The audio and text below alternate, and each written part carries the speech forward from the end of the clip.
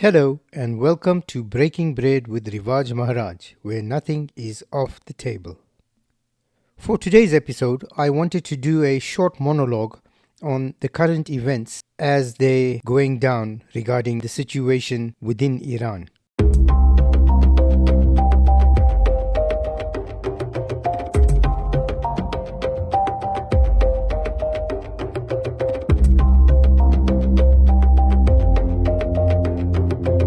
So without further ado, let's get into it. As we speak, there is a US aircraft carrier moving towards Iran.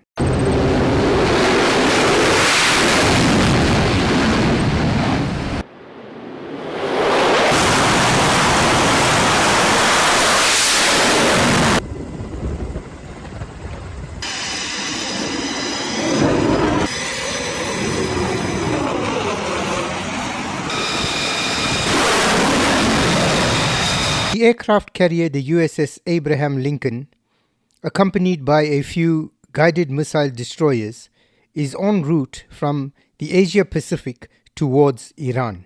Things stand with Iran. The U.S. has got sizable military assets. We're watching Iran. You know, we have a lot of ships going that direction, just in case. We have a big flotilla going in that direction. It is expected to arrive in the Middle East within days. This forms the bulk of US naval assets to be deployed to the region at present. Now, President Donald Trump has stated that the reason for this shift in naval assets is because it is there to provide a deterrence to the Iranian regime, because they had indicated that they were going to execute a lot of those convicted for inciting the recent uprisings within Iran. I saw 837 hangings on Thursday. They would have been dead. Every one of them would have been hung. So President Donald Trump is hoping that by him sending these naval assets to the region or redirecting them to the region, they will serve as a deterrence to the Iranian regime moving ahead with those executions. United States air bases within the Middle East are also being beefed up with additional air defense systems such as the THAAD and Patriot missile systems.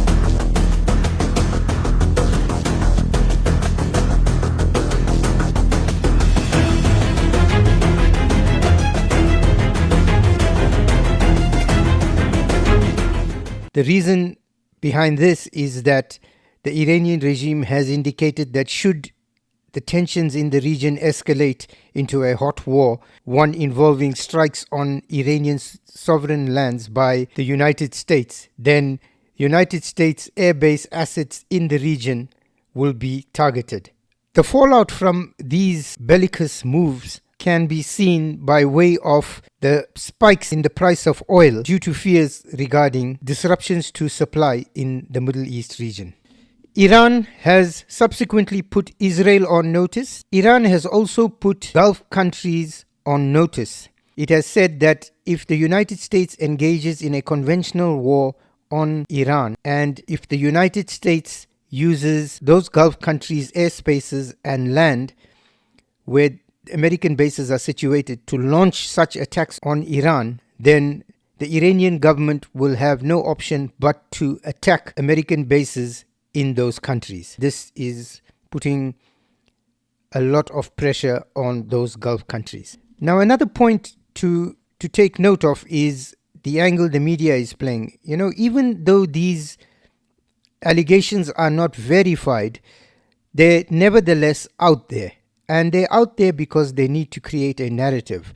So what I'm referring to is that pieces are starting to surface regarding the situation between China and Iran.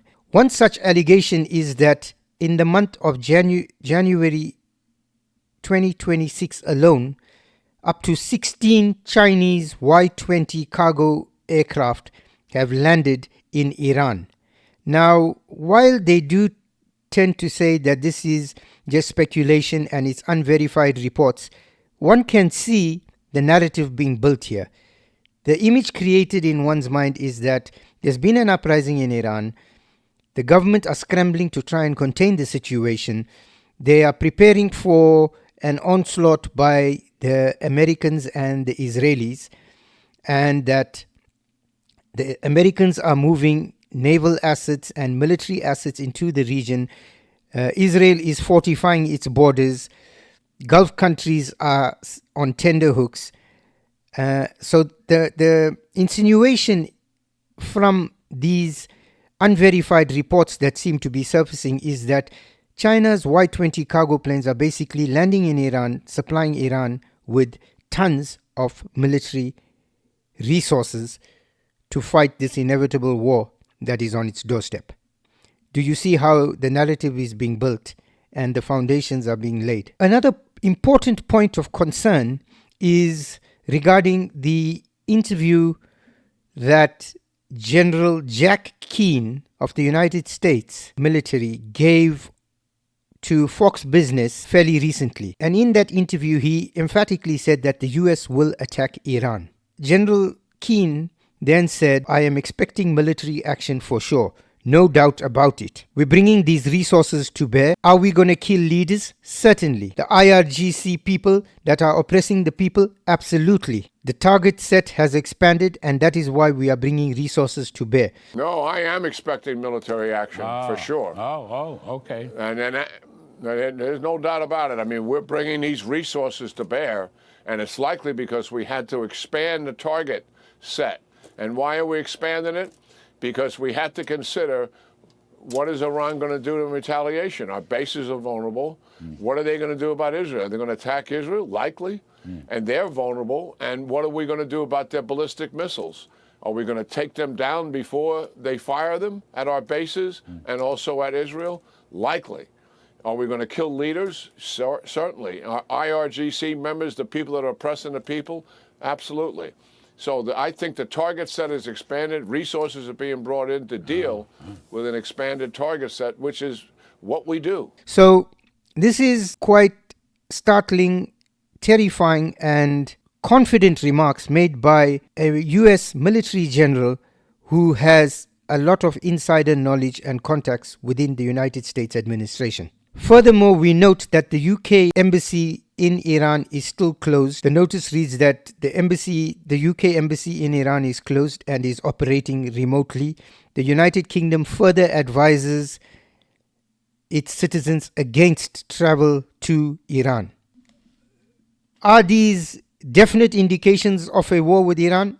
No, we cannot be 100% certain.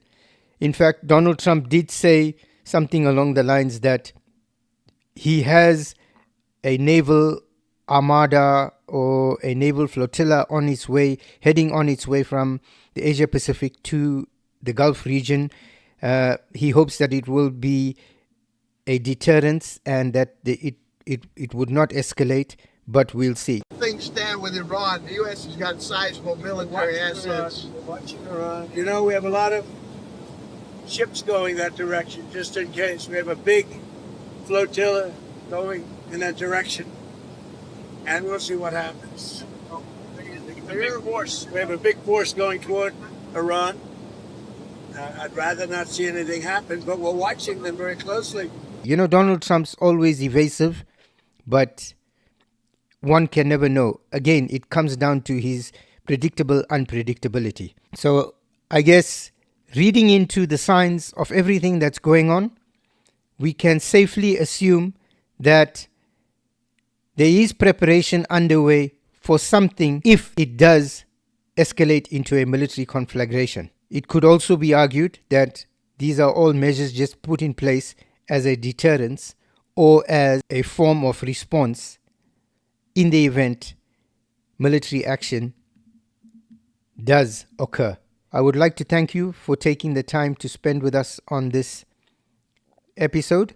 We look forward to seeing you in the next episode, And please remember to like, share and subscribe, as it helps our channel grow and it helps us with the algorithm.